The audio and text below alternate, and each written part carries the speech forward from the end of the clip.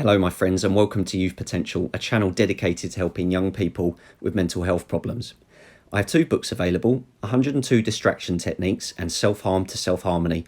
Both of these books are only available on Amazon. Thank you very much for watching this video. Hello, my friend Scott here representing Youth Potential. There's a little bit of humming in the background. It is my fan. I can't have it next to my desk because it's too loud for you guys to listen to it, but I've got to have it back there. It's so hot. We're like 20 to 26 degrees Celsius in the southeast of the UK where I am right now, and my window out there, the other side of it, is a conservatory, so there's no actual window that leads to the outside world, so I need to stay cool. I'll do my best. Hopefully you won't be able to hear it behind me anyway. So I've been a little bit inactive recently, content's not been very consistent, and I tried to do my best to explain why in my last video, in the Untitled vlog video. I've had some time off, and it's definitely done me a world of good. I've been back at work about 2 weeks now, and changing from the tempo of pretty much being on my backside 24/7 and going to waking up at 5 o'clock in the morning, getting down to work, kind of going full speed because I work in a kitchen in a hotel. Doing that, finishing around 11 o'clock, going home, sometimes having to come back for a second shift. Sorry, I'm just scratching my knee. Going back for a second shift, and it's intense. It really is. And then sometimes having to get home about 11 o'clock, can't wind down straight away, so sometimes it's about 12 o'clock by the time I can actually fall asleep. And I've got to be up at 5 o'clock again.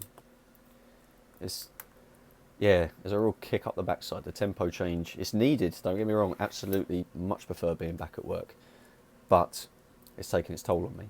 So to get my body used to it, I've just kind of cut off all responsibilities for my mind, because I just knew that was just going to be a real struggle. So I thought if I could just comfort my body as much as possible and just have as very little social interactions as possible after that first 2 weeks, then yeah, I decided to do that, and it's done me a world of good. It was my birthday yesterday, so I had a lovely birthday weekend.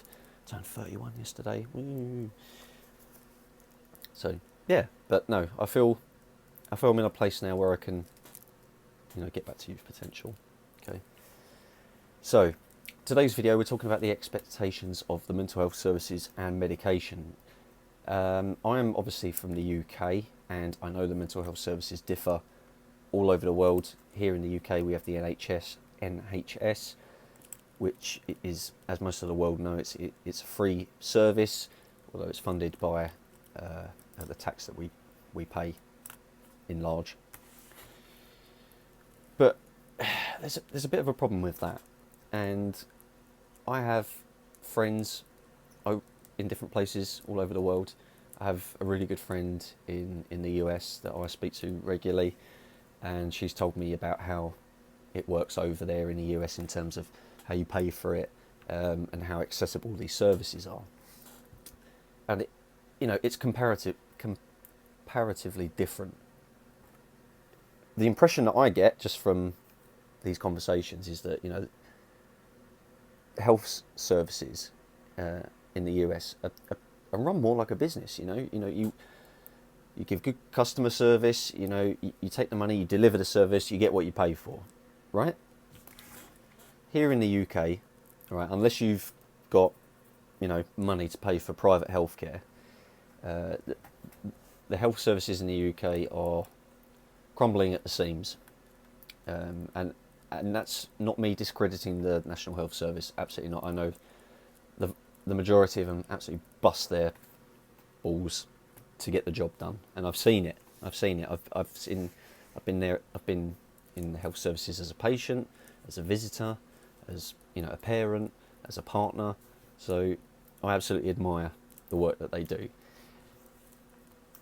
But I'm not here to talk about that. I'm here to talk about the expectations of mental health services and medication. I think when you're young and or maybe even a bit older, you start to learn about mental health and you understand it.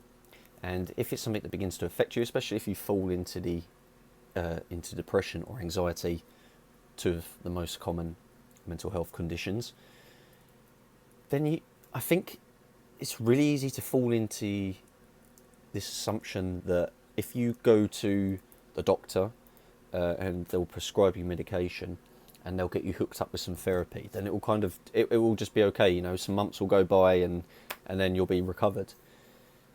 But that's really not the reality of it at all, alright, okay? Even putting it in as the most simple layman's terms as possible, mental health recovery is not as easy as going from A to B. It's not even easy as taking medication and having 6 months of therapy. You know, that doesn't guarantee a fix. All right, okay.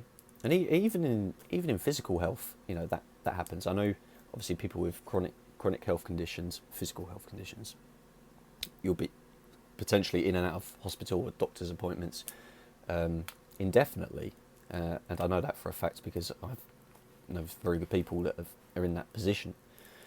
But if you don't have a chronic health condition, usually the general census is that, you know, you get sick, you go to the doctor, you get medication, you're done, or in extreme cases, go to a doctor, you may go to hospital, have some surgery, you recover, and it's over. Mental health isn't like that, and the mental health services and the medication that can be a part of the mental health journey, it's nothing like that. It's nothing like that at all. And I keep trying to tell people on this platform, you know, I don't aim for recovery, at least not in that way. You know, it's not about going from A to B. You can't just one does not simply walk into recovery. Excuse the old meme there, but it's absolutely true. People have asked me in the past, you know, what's better, medication or therapy? That's completely subjective. I can't even answer that. I can tell you for myself, I prefer therapy because, surprisingly, I like interaction with people, even though I find it really anxiety inducing or pressurising at times. I much prefer it. I feel like I get a lot more from it. But at the same time, I wouldn't be without my medication because I notice the difference it makes if I accidentally miss a dose or whatever. It's very, very apparent. But even the combination of the two isn't, you know, those two things solely together don't make up my recovery. They don't make my better lifestyle. You know, there are so many variables in life, and equally as many in the mental health journey, that it can't just be solved with 6 months of therapy, a year of therapy, 6 years of therapy, and 5 months, 5 years worth of medication. Absolutely not. Okay? And I'm going to keep saying this. It's about living in the moment and planning ahead. Alright? It gets so focused on recovery in a traditional sense that we forget to live our own lives. We forget to live in the moment. We forget to enjoy ourselves, and we get way too wrapped up in the struggles. Alright? It's not a good idea. Not a good idea at all. Okay? We need to be aware of what's going on around us so we can adapt to it. But focusing on recovery 24/7 and putting that high expectation on yourself, it's dangerous. It's really dangerous. And this is why we think recovery is impossible most of the time, because we set the expectation here, we land about here, and then we just beat ourselves up for it. And it doesn't help when we've got other people setting our expectations for us, saying, you know, if you just keep taking your medication, you just keep going to therapy, it's all going to click one day, it's just going to be amazing. Okay? I've been guilty of saying that in the past, you know, because you just want to encourage people, but you've got to time those kinds of conversations, right? And there is no definite amount of therapy and no definite amount of medication that is going to just solve all your problems. And this is why I actually made this video, is because I've noticed it a lot on Instagram, is that people seem to think that the mental health services are there to solve your problems. But they're not. They're not at all. If they're any good at their job, they are there to guide you towards being able to solve your own problems. Yeah? People ask me questions, and sometimes, as long as I'm in a good frame of mind, I like to respond with a question, because it's much better to get people to think for themselves. In hospitality that I've worked in for, like, what year are we in now? Coming up to 15 years nearly. And in my years of management, you know, I've got the best out of people by getting them to think for themselves.